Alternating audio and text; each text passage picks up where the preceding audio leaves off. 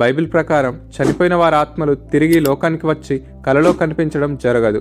2 సమూయేలు 12:23లో దావీదు తన బిడ్డ చనిపోయినప్పుడు నేను వాని యొద్దకు పోవుదును గాని వాడు నా యొద్దకు మరలా రాడు అని స్పష్టంగా చెప్తాడు. అలాగే ప్రసంగి 9:5-6 వచనాల ప్రకారం చనిపోయిన వారికి లోకంలో జరిగే వాటితో గాని మనతో గాని ఎటువంటి సంబంధం ఉండదు. వారి ప్రేమ, పగ, అసూయ అన్నీ ఆనాడే నశించిపోతాయి. మరి కలలో వారు ఎందుకు కనిపిస్తారు? దీనికి బైబిల్ ఇచ్చే సమాధానం మన మనసు. ప్రసంగి 5:3లో పని ఎక్కువైన ఎడల కలలు వచ్చును అని వాక్యం సెలవిస్తుంది. మనం మన ఆత్మీయులను కోల్పోయినప్పుడు కలిగే తీవ్రమైన దుఃఖం, వారి జ్ఞాపకాలు మన సబ్కాన్షియస్ మైండ్లో బలంగా నాటుకుపోతాయి.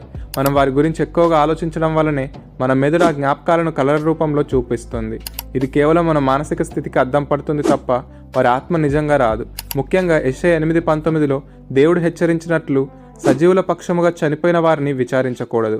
కలలో వారు కనిపించేదో చెప్పారని లేదా భవిష్యత్తును సూచించారని నమ్మడం బైబిల్కి వ్యతిరేకం.